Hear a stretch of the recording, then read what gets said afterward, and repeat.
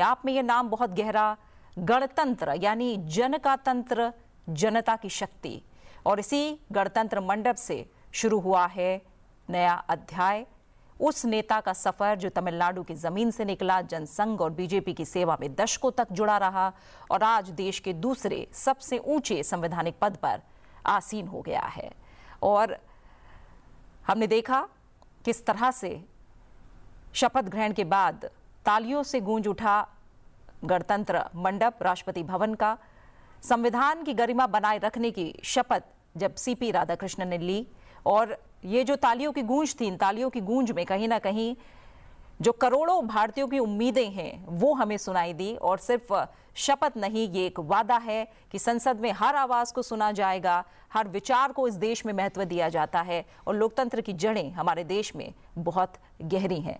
मुकेश जी, सर्वपल्ली राधाकृष्णन से सीपी राधाकृष्णन तक का सफर, इसे कैसे देखते हैं? और जब सीपी राधाकृष्णन जी की माँ ने इस वाक्य को याद किया तो उन्होंने यही कहा कि सर्वपल्ली राधाकृष्णन एक शिक्षक थे, मैं एक शिक्षिका थी और उनकी स्मृति में ही मैंने सीपी राधाकृष्णन का नाम सोचा था। इस पूरे सफर को आप कैसे देख रहे हैं? देखिए, बहुत सुखद संयोग है ये कि हमको 7 दशक बाद फिर से एक राधाकृष्णन उपराष्ट्रपति के रूप में मिले हैं।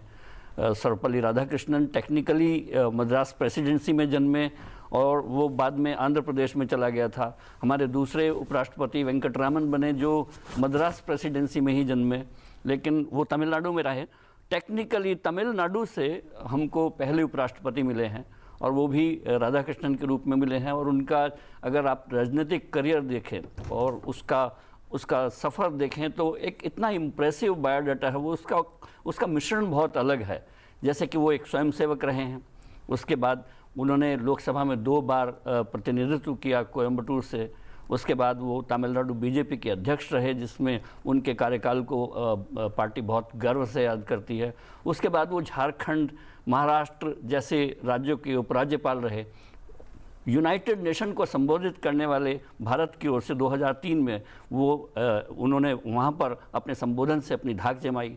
मुझे कुछ दिन पहले ही ताइवान कल्चरल एम्बेसी से फ़ोन आया था कि हमें बड़ा सुखद लगा ये जानकर कि पहला पार्लियामेंट्री डेलीगेशन जब ताइवान गया था 2004 में, तो उसमें राधाकृष्णन जी शामिल थे। तो ये अक्रॉस द बोर्ड उनकी जो स्वीकार्यता है वो उनके व्यक्तित्व में झलकती है और उनके चुनाव में भी ये झलकती है कि आपने देखा होगा कि भाषाई और क्षेत्रीय दीवारों को लांघ कर सांसदों ने उनके पक्ष में वोट दिए। 452 वोट उनको मिले। वो तमिलनाडु से आते हैं और आंध्र प्रदेश के लोगों ने उनको वोट दिया। उनके प्रतिद्वंदी आंध्र प्रदेश से आते हैं, लेकिन उनको आंध्र प्रदेश की सभी दलों ने वोट किया। इसी तरह से तमिलनाडु में भी उनको अक्रॉस द बोर्ड समर्थन मिला। ये उनकी स्वीकार्यता और उनकी जो सौम्य छवि है उसका प्रतीक है। और उनकी जो भाषण शैली है उसको तो लोग फॉन्डली बोलते हैं कोयम्बटूर के या तमिलनाडु के या साउथ के वाजपेयी जी हैं। इतनी विनम्रता और इतनी ऑरेटरी पावर की वजह से राधाकृष्णन जी को साउथ का वाजपेयी कहा जाता है। तो भारत को एक ऐसा उपराष्ट्रपति मिला है जो इस दूसरे संवैधानिक पद है भारत का। मुझे लगता है कि ये सिर्फ सेरेमोनियल पद नहीं है। उपराष्ट्रपति के रूप में वो राज्यसभा के सभापति भी हैं और जनता के मुद्दों से और जो उस समय के ज्वलंत मुद्दे होते हैं उनकी हीट, उनकी गर्मी सभापति के रूप में उपराष्ट्रपति को दिखाई मिलती है और उनका सीधा सरोकार लोकतंत्र से होता है। बिल्कुल। और रोशन जी, अगर हम देखें तो सीपी राधाकृष्णन जी का जो सफ़र है वो बहुत आसान नहीं रहा। अगर हम देखें उतार चढ़ाव भरा रहा और ज़मीन से वो कहीं ना कहीं निकले। तिरुप्पुर तमिलनाडु में जन्म, साधारण परिवार, राजनीति में शुरुआती दौर से ही वो सक्रिय हो गए और 1998-1999 में कोयम्बटूर से लोकसभा सांसद, बीजेपी की तमिलनाडु इकाई का नेतृत्व, कई राज्यों में राज्यपाल का अनुभव और आज उनका उपराष्ट्रपति बनना सिर्फ एक व्यक्तिगत उपलब्धि के तौर पर हम नहीं देख सकते। क्या माने कि दक्षिण भारत की राजनीतिक भागीदारी और भारतीय लोकतंत्र की विविधता का जो प्रतीक है उसे साकार होते हमने देखा है? जी देखिए, वैसे तो दक्षिण से हमने बहुत सारे हमारे जो राष्ट्रपति और उपराष्ट्रपति रहे हैं वो दक्षिण से रहे हैं। जैसे भी मुकेश जी ने भी चर्चा भी की, आंध्र से और तमिलनाडु से, और जो उपराष्ट्रपति हैं शायद ये छठे उपराष्ट्रपति हैं जो दक्षिण से। लेकिन इनका तमिलनाडु से आना ये बहुत बड़ी उपलब्धि है। और बीजेपी के हिसाब से हम देखें कि जब वो संघ से जुड़े, संघ के बाद वो जनसंघ से जुड़े, फिर बीजेपी से आए, तो बीजेपी में जब बीजेपी का गठन हुआ 1980 में, तो ये संस्थापक सदस्यों में से एक रहे हैं। तो तमिलनाडु में बीजेपी का नाम लेने वाला कोई नहीं था, यानी जो बीजेपी का कमल का फूल है उसको लोग वहाँ जानते नहीं थे। और जब ये अध्यक्ष थे तो हमें वहाँ जाने का मौका मिला बीजेपी के नेशनल एग्जीक्यूटिव में, तो राधाकृष्णन जी को हमने देखा कि वो सड़कों पर खुद ही चलते थे, वो बीजेपी के पोस्टर लगाते थे और कैसे जनता को वो बताते थे कि बीजेपी क्या चीज़ है। और जब उनको चुनाव लड़ाया गया तो ये किसी को उम्मीद नहीं थी कि वहाँ बीजेपी का कोई कैंडिडेट जीत सकता है, लेकिन लगातार 2 बार जीते वो, हालांकि बाद में फिर उसके बाद हारे। लेकिन तमिलनाडु में बीजेपी को स्थापित करना, बीजेपी की पहचान बनाना, ये मुझे लगता है कि जो राधाकृष्णन जी ने निभाया, और उसे बीजेपी ने फिर एक, हम ये कह सकते हैं कि उनको उन्होंने रिकॉग्निशन दिया कि आपने इतनी वहाँ मेहनत की है। फिर उनको राज्यपाल बनाया, झारखंड राज्यपाल बने, महाराष्ट्र के बने, फिर पुडुचेरी तेलंगाना के भी बने कुछ समय के लिए, और अब उपराष्ट्रपति पद। तो उपराष्ट्रपति पद तो सेरेमोनियल है जैसे हम सभी जानते ही हैं, लेकिन उनका जो मुख्य कार्य है वो है राज्यसभा के सभापति के तौर पर। और सभापति होना यानी एक सदन को चलाना, और उस सदन में सभी आवाज़ें होती है, हर राज्य का उसमें प्रतिनिधित्व होता है, हर संसद सदस्य का, जो हमारे राज्यसभा मेंबर हैं, उनकी उम्मीद रहती है कि हमें मौका मिले, और मौका ही न मिले वो अपने राज्य की बात करना, जनता की बात करना, और उसको जो सभापति होते हैं वो कितनी अच्छी तरह से लोगों की बात को सुने और फिर सरकार को निर्देश भी देते हैं। तो मुझे लगता है कि जो इनकी विनम्रता है, इनमें जो सौम्यता है, वो हमें सदन में देखने को मिलेगी। और जो राजनीतिक करियर है उनका, इतना लंबा राजनीतिक करियर है, वो भी हमें देखने को मिलेगा। क्योंकि हमने एक समय ऐसा भी देखा जिसमें हामिद अंसारी जी थे, तो वो सुबह 1 घंटे ही आते थे, और तब आते थे जब बहुत ज़रूरी हो, जब प्रधानमंत्री बोलते थे तब आते थे। लेकिन उसके बाद जब जो राजनीतिक व्यक्ति आए, जैसे कि वेंकैया नायडू जी आए, फिर धनखड़ जी आए, और अब सीपी राधाकृष्णन जी, तो मुझे लगता है क्योंकि ये राजनीतिक बैकग्राउंड से आते हैं तो इनका पार्टिसिपेशन ज़्यादा होता है, तो जनता की बात ज़्यादा अच्छे से सुनते हैं और सदन की कार्रवाई और अच्छी तरह से चलाते हैं। तो हमें ये देखने को मिलेगा कि जो इनकी विनम्रता है और इनका जो राजनीतिक लंबा करियर है, ये हमें सदन के संचालन करने में दिखेगा। बिल्कुल। और जैसे मुकेश जी आपने जिक्र भी किया था कि साउथ का वाजपेयी माना जाता है राधाकृष्णन जी को, और उनकी छवि कहीं ना कहीं अजात शत्रु जैसी रही है। तो ये सारी बातें हैं, ये सारे गुण हैं उनके व्यक्तित्व के भी, जो कहीं ना कहीं संसद के कामकाज में उनके अनुभव का फ़ायदा हम होता देखेंगे। बिल्कुल। दरअसल अगर हम लोग अपने खुद पत्रकारिता जीवन की पिछली झांकी को देखें, शंकर दयाल शर्मा के कार्यकाल से हमने उपराष्ट्रपति को सभापति के रूप में देखना शुरू किया था, और उनकी बात यादें धुंधली हैं। लेकिन कम से कम भैरव सिंह शेखावत के कार्यकाल के बाद से, और फिर वेंकैया नायडू जी, हामिद अंसारी, इन सब के कार्यकाल को देखें तो लगता है कि एक लीगेसी वो छोड़ के गए हैं, और राधाकृष्णन जी की भी एक लीगेसी होगी। लोकतंत्र का सौंदर्य आपको आज देखने को मिला होगा कि एक आदिवासी समुदाय से आने वाली राष्ट्रपति ने तमिलनाडु के गौंडर समुदाय के ओबीसी नेता को शपथ दिलाई, सामने प्रधानमंत्री बैठे हुए थे, वो भी खुद ओबीसी समुदाय से आते हैं। तो भारत का जो लोकतंत्र है उसका सौंदर्य आज पूरे इस गणतंत्र मंडप में देखने को मिला कि किस तरह से लोग ज़मीनी स्तर से एकदम बहुत ज़मीन से उठकर भी देश के सर्वोच्च पदों पर इस देश में हमारे जो व्यक्ति हैं उनका सपना साकार हो सकता है। ऐसा नहीं है कि कोई बहुत वेल टू डू फैमिलीज से हम लोग आते हैं।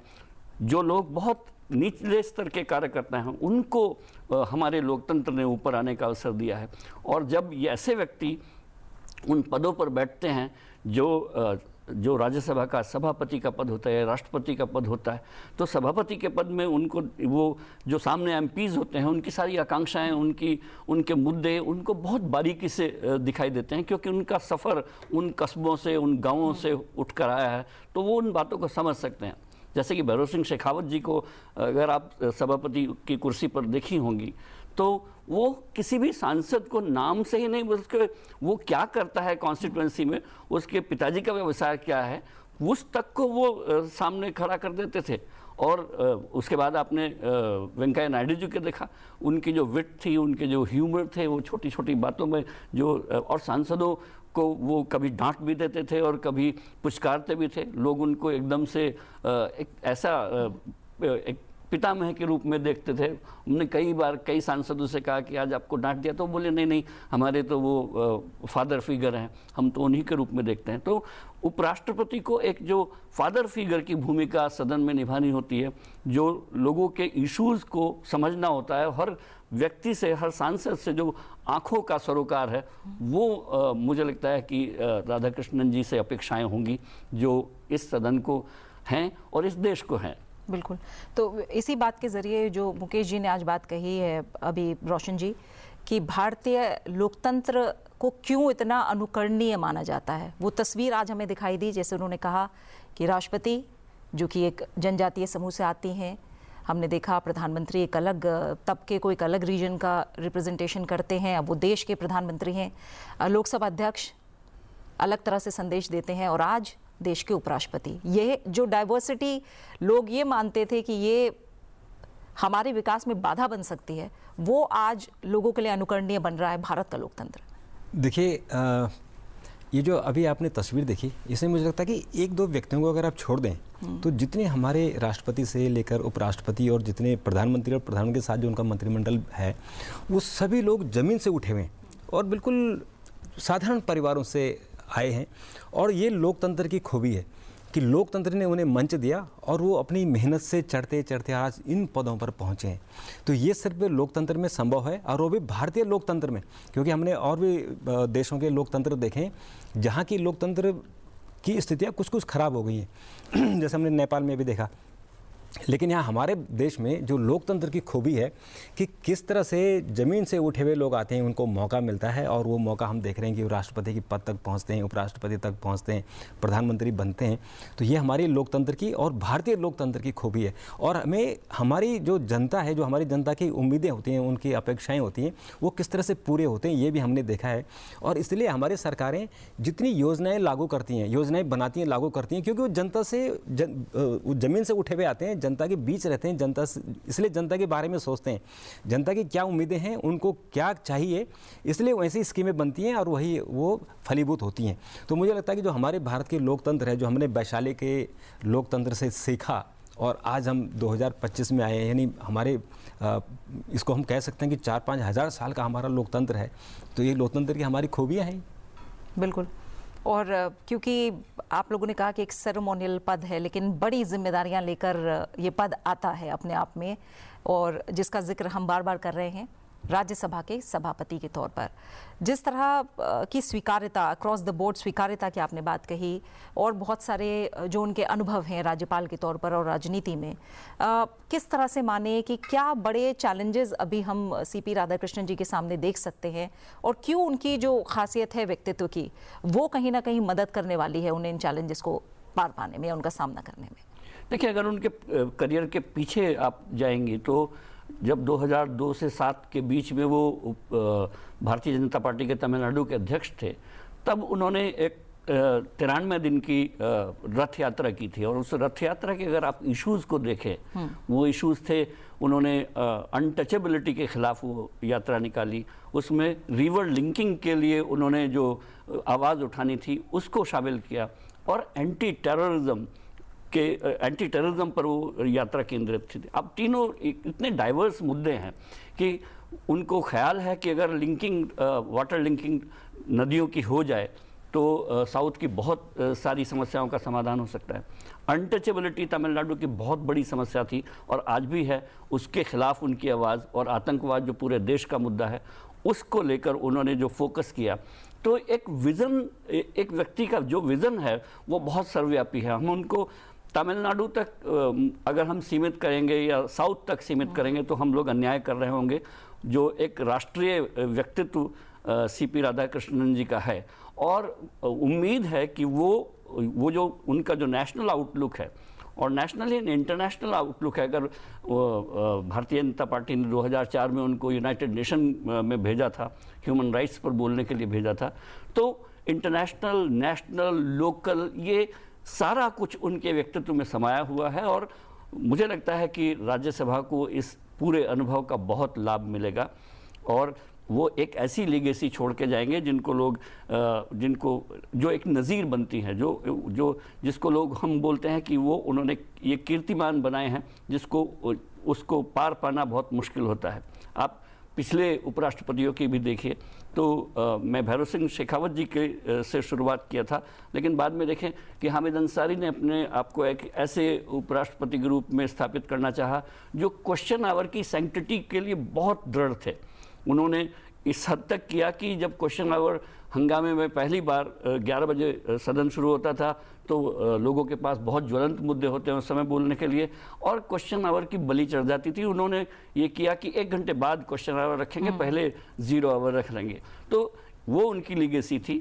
उसके बाद आप अन्य उपराष्ट्रपति के देखें तो अलग से एक लीगेसी छोड़ के जाते हैं। मुझे लगता है कि सीपी राधाकृष्णन जी की जो चुनौतियां हैं सामने, क्योंकि राज्यसभा एक हाउस इन कॉन्टिन्यूटी है, वो कभी भंग नहीं होता।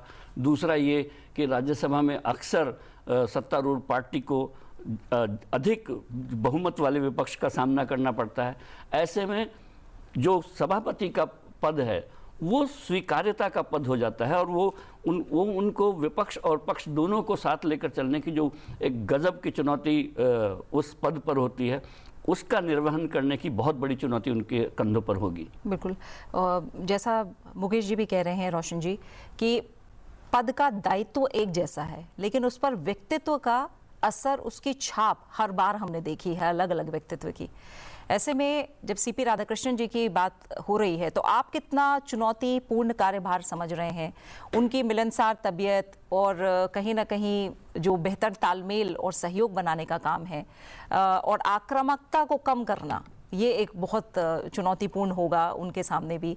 कितना जो उनकी शख्सियत है वो इसमें मददगार साबित हो सकती है आपकी नज़र में? देखिए, मुझे लगता है कि इस वक्त जिस तरह से विपक्ष का रवैया है, हमने देखा कि लगातार सदन को एडजॉर्न किया जा रहा है। अभी जो मानसून सत्र समाप्त हुआ उसमें हमने देखा कि 40-42% काम हुआ है और उससे पहले सत्र में भी इसी तरह से हुआ है।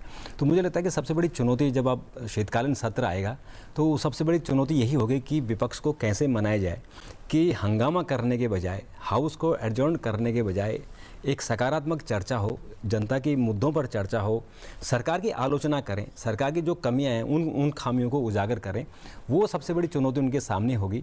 और मुझे लगता है कि जिस तरह से अभी तक हमने देखा है कि उनकी जो विनम्रता है, उनका स्वभाव है, उस स्वभाव के कारण हो सकता है कि वो सबको मिलकर बिठाकर उनसे बातचीत करें और जो मुद्दे वो संसद के सदन के अंदर जो हंगामा होता है अपने कक्ष में बुलाकर उनको समझाएं और एक नई तरह की लीगेसी तैयार करें। जैसे कि अभी मुकेश जी चर्चा कर रहे थे भैरव सिंह शेखावत जी का, उनको हमने बहुत करीब से देखा है और उनका कद और उम्र इतनी ज़्यादा थी कि कोई भी जो मेंबर हंगामा करते थे, अगर उन्होंने आंख मिलाकर देख लिया तो वो चुप शांत करके बैठ जाते थे। तो कई बार हमने ऐसा देखा कि बहुत सारे संसद सदस्य ऐसा करते थे कि उन्हें पता था कि अगर हमने आंख मिला दी तो हमें डांट पड़ेगी, तो उनकी तरफ पीठ कर देते थे और फिर शोर शराबा करते थे। तो फिर भैरव सिंह जी फिर अपने कक्ष में बुला के उनको डांटते थे और फिर अगले दिन हम देखते थे कि वो शांत रहते थे। फिर तो वो इस तरह से सदन के अंदर भी और सदन के बाहर भी दोनों तरह से इस तरह से काम करते थे। तो मुझे लगता है कि ये चुनौती अब राधाकृष्णन जी के सामने भी होगी कि जो लोग शोर शराबा कर रहे हैं सदन के अंदर, जो लगातार कर रहे हैं, जिनके नाम बार बार लिए जाते थे कि फलाना बहुत ज़्यादा शोर करते हैं, उनको अपने कक्ष में बुलाकर और उनको समझाया जाए। और जो अभी 43% का जो हमारी कामकाज हुआ था राज्यसभा में, वो बढ़कर फिर 80%, 90%, बल्कि एक बार तो 100-125% तक काम हुआ है, वो वापस जाए और एक सकारात्मक चर्चा हो। सरकार के जो बिल होते हैं वो बिल पास हो, जो जनता की तरफ से मुद्दे होते हैं उन पर चर्चा हो। तो मुझे लगता है कि अभी शीतकालीन सत्र जब शुरू होगा तो तब उनकी परीक्षा शुरू होगी। पर जो उनका स्वभाव है उससे हमें लगता है कि वो अपने जो अपना उनका कामकाज होगा उस पर खरे उतरेंगे। बिल्कुल, जो मानसून सत्र है वो मीठी यादें कम देकर गया है, खट्टे अनुभव ज़्यादा हैं। तो देखना होगा कि शीतकालीन सत्र का अनुभव कैसा होगा जब राज्यसभा के सभापति के तौर पर पहली बार हम उन्हें देखेंगे संचालन करते हुए राज्यसभा का। अगर गैर संसदीय जिम्मेदारियों की बात करें मुकेश जी, तब भी व्यक्तित्व का प्रभाव बहुत ज़्यादा है। हमने इस दायरे को बहुत वृहद होते समय के साथ देखा है। तमाम शैक्षणिक संस्थाओं में छात्रों के बीच जाना हो या विदेशी दौरों के दौरान हमने देखा हो जब एक हेड के तौर पर उपराष्ट्रपति गए हैं, और अलग अलग सेक्टर्स के बीच में भी जाते हैं उपराष्ट्रपति और संवाद करते हैं, अपनी बात रखते हैं, लोगों को का मार्गदर्शन करते हैं, उन्हें प्रेरित करते हैं। उसे आप कैसे देखते हैं कि कैसे व्यक्तित्व की छवि दिखाई देगी उसमें?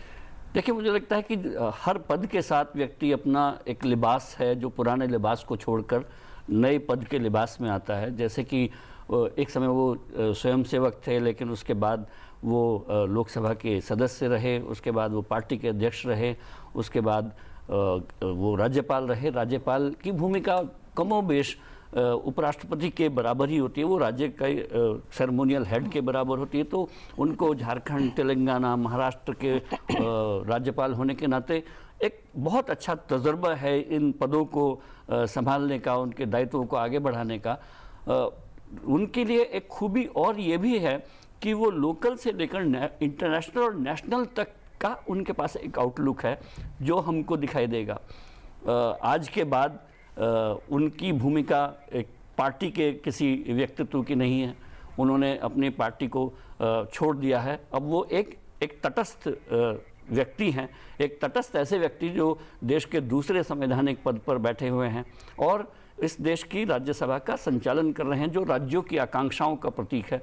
जैसा कि आपने कहा कि उनको और भी कई दायित्व निभाने होंगे, अंतर्राष्ट्रीय दौरों में भारत का प्रतिनिधित्व करने का अवसर मिलेगा, और हमको लगता है कि हम एक ऐसे व्यक्ति को अपने प्रतिनिधि के रूप में उन अंतर्राष्ट्रीय दौरों में देखेंगे जो भारत की वास्तविक आवाज़ को नीचे से लेकर ऊपर तक की आकांक्षाओं को, उनकी भावनाओं को परिलक्षित करता होगा। बिल्कुल। तो अभी कुछ ही पलों पहले उपराष्ट्रपति सीपी राधाकृष्णन का शपथ ग्रहण समारोह हुआ है, जिसकी सीधी तस्वीर आपने देखी। आज उनका क्या कार्यक्रम रहने वाला है, आइए उसे हम देख लेते हैं। और शपथ ग्रहण के बाद उपराष्ट्रपति राजघाट के लिए रवाना हो गए हैं और पंडित दीनदयाल उपाध्याय मेमोरियल पर करेंगे पूजा, एक तरह से पुष्प अर्पण करेंगे, श्रद्धांजलि अर्पित करेंगे। सबसे पहले वो महात्मा गांधी स्मारक जाकर, उसके बाद उनका कार्यक्रम आगे बढ़ेगा, किसान घाट भी जाएंगे और पंडित दीनदयाल उपाध्याय मेमोरियल पर पुष्प अर्पण करेंगे।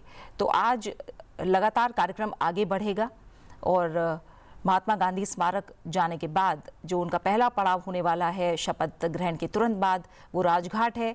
और इसके बाद राजघाट के लिए वो रवाना भी हो चुके हैं, किसान घाट भी वो जाएंगे और पंडित दीनदयाल उपाध्याय मेमोरियल पर पुष्प अर्पण करेंगे। साथ ही पूर्व प्रधानमंत्री अटल बिहारी वाजपेयी के मेमोरियल जाने का भी कार्यक्रम है उपराष्ट्रपति सीपी राधाकृष्णन का। और जैसे हमने आपको बताया कि पंडित दीनदयाल उपाध्याय मेमोरियल जाएंगे, चौधरी चरण सिंह मेमोरियल पर भी वो श्रद्धा सुमन अर्पित करेंगे।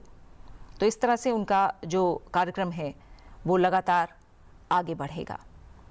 रोशन जी, जो मैं गैर संसदीय भूमिकाओं की बात कर रही थी, उस पर आपका विश्लेषण क्या कहता है? अलग अलग सेक्टर्स के बीच जाएंगे अब वो। जी देखिए, सबसे जो उनका चूँकि राष्ट्रपति होते हैं, उपराष्ट्रपति होते हैं और प्रधानमंत्री, ये तीन पद ऐसे हैं जो भारत का प्रतिनिधित्व करते हैं।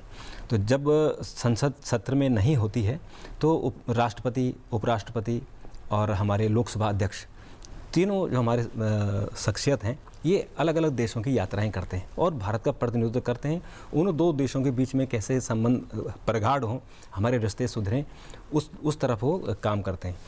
और अगर जब वो देश में होते हैं तो 3-4 यूनिवर्सिटीज़ ऐसी हैं कि जिसमें उपराष्ट्रपति उनके कुलाधिपति होते हैं।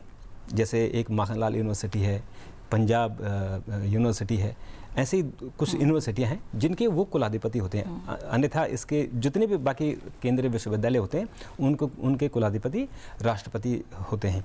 तो उन विश्वविद्यालयों को देखना, इसके अलावा जो भी विश्वविद्यालय उनको बुलाते हैं, उनके कार्यक्रमों में जाना, दीक्षांत समारोह में जाना, बच्चों को संबोधित करना, तो ये उनके अन्य कार्य होते हैं। और चीफ गेस्ट के तौर पे तो जगह जगह जहाँ उनकी इच्छा हो जा सकते हैं, लेकिन मुख्य तौर पर कि अब हमारे देश की यानी सरकार की और हमारे भारत के प्रतिनिधित्व के तौर पर जब वो जाते हैं तो देश के और दूसरे देशों से कैसे संबंध बने उन पर उनका ज़्यादा फोकस रहता है, और फिर जब सत्र शुरू हो जाता है तो फिर उनकी पूरी जिम्मेदारी राज्यसभा संभालने की हो जाती है। बिल्कुल। और इसके बाद भी हम जब आगे के कार्यक्रम की बात कर रहे हैं मुकेश जी, हम जानते हैं सबसे पहले वो राजघाट जाएंगे और दीनदयाल उपाध्याय, चौधरी चरण सिंह, अटल बिहारी वाजपेयी सभी को श्रद्धा सुमन अर्पित करेंगे। इसके संदेश क्या होते हैं? इन कार्यक्रमों की चॉइस भी आप अगर देखें तो राष्ट्रपिता के बाद उनकी जो दूसरी चॉइस है वो पंडित दीनदयाल उपाध्याय, जो अंत्योदय की कल्पना संकल्पना उस दीनदयाल उपाध्याय ने भारतीय जनता पार्टी को दी, और वो आज राष्ट्रीय सोच का एक हिस्सा है कि अंत्योदय की कल्पना में है। और फिर चौधरी चरण सिंह को नमन करना, वाजपेयी जी को नमन करना, ये उनकी दिखाता है कि वो किस तरह से अपने इस पूरे करियर को आगे बढ़ाने वाले हैं। उनका पहला ही दिन इस बात का द्योतक है। एक मैं आपको बताऊं, बहुत दिलचस्प बात लगेगी कि आपको, वो टेबल टेनिस के चैंपियन भी हैं। बिल्कुल बिल्कुल, खेलों में बहुत खेल में उनकी बहुत अच्छी रुचि है। क्रिकेट के वो फैन हैं, वॉलीबॉल के वो बहुत फैन हैं। तो इतना डाइवर्स व्यक्ति आपको देखने को मिलेगा, जो बहुत दिनों बाद ऐसा डाइवर्स व्यक्ति जिसका नाम अचानक आप उपराष्ट्रपति के रूप में जब घोषणा उम्मीदवार की हुई, बहुत सारे कयास लगा जा रहे थे कौन होगा, लेकिन जब उनका नाम सामने आया तो लगा कि एकदम से एक मास्टर स्ट्रोक के रूप में वो नाम हमें दिखाई दिया, जो क्षेत्रीयता की, भाषा की, स्थानीयता की सभी दीवारों को तोड़ते हुए आगे आने की जिसमें क्षमता थी। और एक इतना सर्व स्वीकार्य नाम लगा कि विपक्ष को भी अपनी औपचारिकता पूरी करनी पड़ी उनके सामने एक उम्मीदवार खड़ा करने की। अच्छा हो कि ऐसे ऐसे पदों के लिए अगर सर्वसम्मति से हम लोग आगे बढ़ा करें, ताकि उसमें कोई चुनाव की गुंजाइश ना दिखे। लेकिन चुनाव चूँकि हमारे लोकतंत्र का अंदर की एक डीएनए में है, और हम अगर ये साफ लग भी रहा होता है, और जैसा कि आपने देखा होगा उस उपराष्ट्रपति के चुनाव में भी कि सब किसी को पता था कि राधाकृष्णन जी की जीत सुनिश्चित है, लेकिन उसमें भागीदारी फिर से वही दिखाई दी, जो एक ऐसा कंटेस्ट की कि जिसमें हम लोग हार और जीत के लिए लड़ते हैं, और उसके फिर नतीजे और उसके बाद उसमें जो उत्साह सामने आता है। राधाकृष्णन जी का ये एलिवेशन और इस पद पर आना मुझे लगता है कि हमारे लिए सौभाग्य, और हम इस पूरे प्रोग्राम का हिस्सा भी हैं। हम इस इतिहास को बनते हुए देख रहे हैं और उस व्यक्ति की यात्रा को शुरू होता देख रहे हैं, जो इस देश के प्रतिनिधित्व करेगा लोगों की आकांक्षाओं का, और वो तमिलनाडु से लेकर कन्याकुमारी से लेकर जम्मू कश्मीर तक का प्रतिनिधित्व करेंगे सामने हमारे। बिल्कुल। और रोशन जी कहते हैं ना, अनटेंटेड छवि, बेदाग छवि सीपी राधाकृष्णन जी की, जो उनका पूरा सफ़र रहा अपने आप में कहीं ना कहीं प्रेरणा देता है। और जैसे अभी मुकेश जी ने जिक्र भी किया कि उनका स्पोर्ट्स में बहुत गहरी रुचि है, तो हम कहेंगे कि कीन इंटरेस्ट स्पोर्ट्स में तो है, लेकिन राजनीति में खेल खेलना पसंद नहीं करते। वो इतनी बेदाग छवि है उनकी। बिल्कुल। और ये हमने देखा है, क्योंकि मैं तमिलनाडु गया था और तमिलनाडु में मुझे कई बार जाना पड़ा। तो जब वो अध्यक्ष थे तब मैं जब गया था, तो वो जिस तरह से मैंने उनको देखा सड़कों पर चलते हुए लोगों से सीधे बात करते थे, और कोई भी, जब वो दो बार लोकसभा के सांसद भी रहे, कभी भी उनके बारे में आप सवाल नहीं उठा सकते हैं। और उनकी इतनी बेदाग छवि रही है और इतनी ईमानदार छवि। और जब भी आप तमिलनाडु में जाए तो जब भी आप पूछेंगे बीजेपी, तो आपको सीधे सीधे एक चेहरा नज़र आएगा कि राधाकृष्णन जी का। तो उन्होंने बीजेपी को वहाँ जो उन्होंने बीजेपी की जड़ें वहाँ जमाई हैं, बीजेपी का उन्होंने जो कहते हैं कमल का फूल का, उन्होंने लोगों को बताया कि ये होता है। अदरवाइज लोगों को पता ही नहीं था कि वहाँ कमल का फूल भी कोई चीज़ है, वो उन्होंने बताया। तो उस छवि से जब वो निकले, जब वो उपराज्यपाल भी बने, कोई किसी ने कभी भी उन पर कोई सवाल नहीं उठाया। और जब उनको स्टॉक एक्सचेंज में जब घोटाला हुआ था, उसके सदस्य भी बने थे जेपी से, ये तब भी उन्होंने बड़ी भूमिका इसमें निभाई थी। तो स्टॉक एक्सचेंज में घोटाला ना हो, उसके बारे में उनके जो सुधार थे, उनके जो सुझाव थे, वो बहुत महत्वपूर्ण थे। तो अभी तक किसी ने भी उनके बारे में ये नहीं सुना कि कभी कोई सवाल उठा ले कहीं भी किसी तरह से। यानी कि अपने जो उनके विपक्षी थे, डीएमके से उनकी खूब लड़ाई होती थी, पर कभी भी उन्होंने ऐसे शब्दों का इस्तेमाल नहीं किया कि जो ये कह दे कि ये कठोर शब्द हैं, या उन्होंने बिलो द बेल्ट कभी वार किया हो। तो ऐसी छवि उनकी रही है, और वो छवि मुझे लगता है कि अब हम राज्यसभा में देखने को मिलेगी। बिल्कुल। और कहीं ना कहीं एक लगता है कि प्रीति उनको चिढ़ है। बिल्कुल, इसीलिए कंट्रोवर्सी से बच के निकलना ही नहीं, बल्कि कंट्रोवर्सी को अपने से 3 हाथ दूर रखने वाले व्यक्ति हैं वो। आपको अगर कोयम्बटूर को ही देख लें तो जहाँ पर जिस पार्टी की जड़ें वहाँ पर कम हों, वहाँ पर अपने पहले चुनाव में जो व्यक्ति 1.5 लाख वोटों से जीते वो उनकी स्वीकार्यता का द्योतक है। दूसरे चुनाव में भी जो व्यक्ति भारी बहुमत से नहीं बल्कि एक सीपीआई के उम्मीदवार को हराकर लोकसभा में पहुंचे हों, तो ये उनका अंदर जो लोगों के बीच में स्वीकार्यता का स्तर है वो दिखाता है। और यही स्वीकार्यता किसी व्यक्ति को इस देश के उपराष्ट्रपति राष्ट्रपति पद तक लाती है, और वही गरिमा मुझे लगता है कि हमारे राधाकृष्णन जी में हमको दिखाई देगी। बिल्कुल, जिसका जिक्र आप लोगों ने किया अभी, नदी जोड़ो, आतंकवाद, समान नागरिक संहिता, अस्पृश्यता, जो खासतौर से नशे के जो दुष्परिणाम हैं, इसको लेकर भी लगातार उन्होंने आवाज़ उठाई है। और मुकेश जी, जो स्पोर्ट्स में भी कीन इंटरेस्ट है, बेदाग छवि है, लोगों से जुड़ते हैं, कहीं ना कहीं युवाओं से जब जुड़ाव की हम बात करेंगे वो भी हमें गहरा दिखाई देगा। वो उनकी उम्र भले ही कुछ भी हो, लेकिन वो अंदर से बहुत युवा हैं। जितने भी मुझे उनके मित्रों से पिछले दिनों में जो संवाद करने को मौका मिला, और जो उम्मीदवार बनने के बाद जो बहुत छोटे से लेकर बड़े कार्यकर्ताओं के बीच में उनके जो फोटोग्राफ दिखाई दिए, उनमें लगता है कि एक अलग सा खिंचाव युवाओं में भी है उनका। पार्टी के बहुत छोटे कार्यकर्ता के हाथ से फूल स्वीकार करते हुए मैंने उनको देखा है, और जो वाजपेयी जी के साथ उनके मीडिया एडवाइज़र रहे उनके साथ गले लगते हुए इस उम्मीदवार के रूप में देखा है। तो ये उनका एक आकर्षण जो है इस व्यक्ति के प्रति, और व्यक्ति के प्रति आकर्षण सिर्फ वो यूं ही नहीं पनप जाता, उनकी सौम्यता के प्रति है, उनकी जो सिर्फ उदार ही नहीं, बहुत व्यंग्यात्मक नहीं बल्कि बहुत आकर्षक शैली है जो बोलने की उनकी, जो आने वाले समय में राज्यसभा में आपको देखने को भी मिलेगी कि वो बहुत तीखी बात भी बहुत मीठे अंदाज में कहने में माहिर हैं। वो उसकी आवश्यकता राज्यसभा को बहुत खल रही थी, और वो अब आपको दिखाई देगी। ठीक है, क्योंकि बहुत बड़ी युवा जनसंख्या है हमारी, और जब हम इस तरह के पदों की बात करते हैं रोशन जी, तो थोड़ा सा देखा जाता है कि सीधे सीधे युवाओं का जो कनेक्ट है वो अपने आप में काफ़ी अहम हो जाता है। तो जब युवाओं की बात हम करें, उपराष्ट्रपति पद और उनका लोगों के बीच में जाना, कितना अब कनेक्ट को और गहरा होते हम देख सकते हैं। देखिए, एक तो वो स्पोर्ट्स पर्सन है, वो टेनिस के चैंपियन रहे हैं, तो एक खिलाड़ी हमेशा, चाहे वो उम्र कितनी हो जाए, वो हमेशा युवा ही रहता है। उनके मन में युवाओं से मिलने का हमेशा एक सपना रहता है, और मिलने की वो कोशिश करते हैं।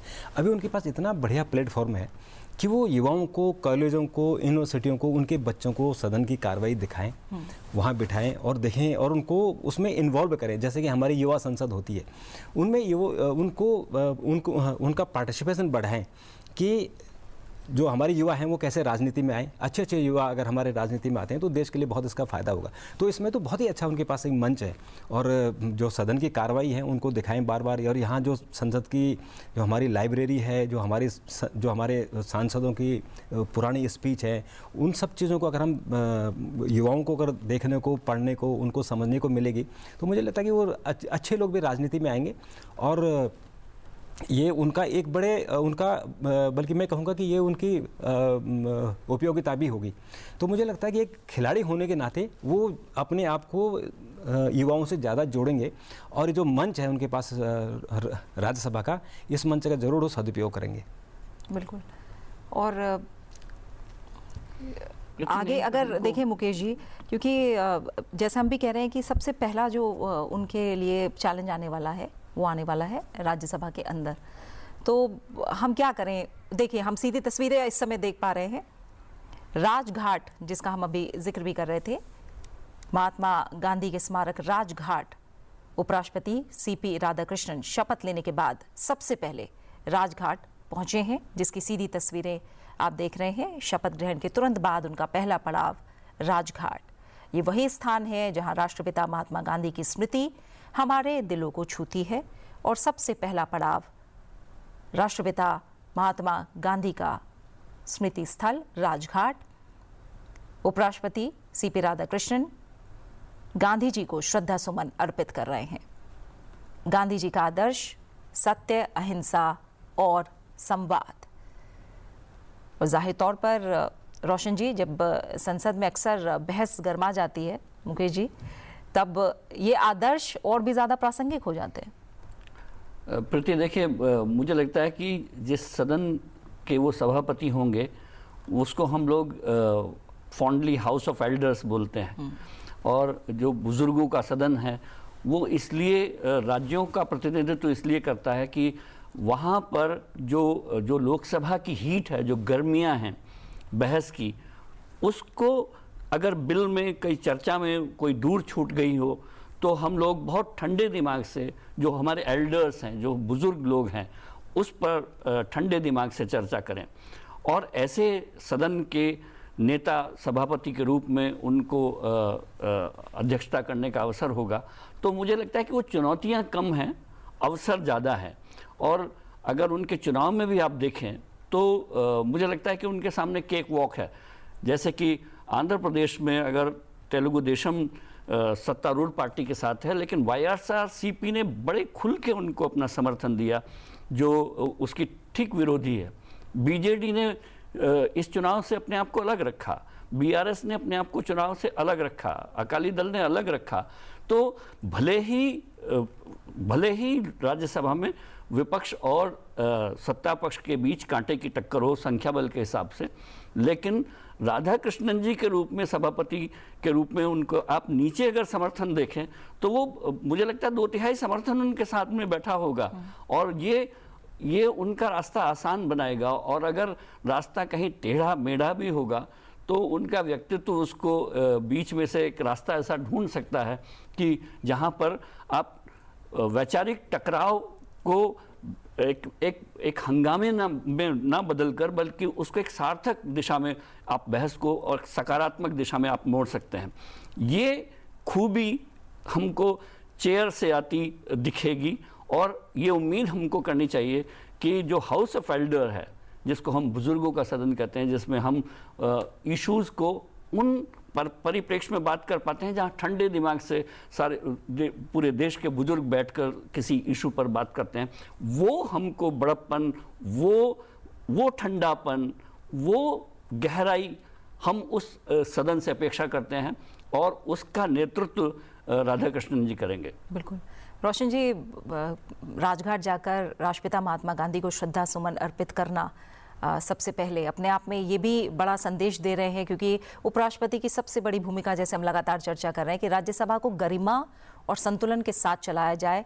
और गांधीवादी धैर्य और शांति इस भूमिका में बहुत काम आ सकती है। बिल्कुल। देखिए, महात्मा गांधी जी को हम सब, चाहे किसी भी विचारधारा के हों, किसी भी पार्टी के हों, सभी लोग महात्मा गांधी जी को राष्ट्रपिता मानते हैं, क्योंकि उनका इस देश को आज़ादी दिलाने में जो भूमिका रही है और उनके जो विचार रहे हैं, अहिंसा का जो उनका विचार रहा है, शांति का जो उनका विचार रहा है, उसी विचार पर हम सब लोग चलते हैं। और यही भारत की हमारी खूबी है। और आज पहले दिन वहाँ जाना तो उन्होंने ये इंडिकेट भी कर दिया है कि हम भी अहिंसा और शांति के पुजारी हैं। और जब सदन में शोर शराबा होगा, हंगामा होगा, तो उसको भी कैसे शांति से हमें डील करना है। तो मुझे लगता है ये तो उनका सबसे बड़ा संदेश होगा। मुकेश जी की मैं एक और बात को आगे जोड़ूंगा। मुकेश जी ने कहा कि उनको तमाम पार्टियों का समर्थन मिला। देखिए मुकेश जी, उनको 452 वोट मिले थे और उसमें 36 लोगों ने क्रॉस वोटिंग की थी, यानी विपक्षी दलों ने भी उनको वोट डाला।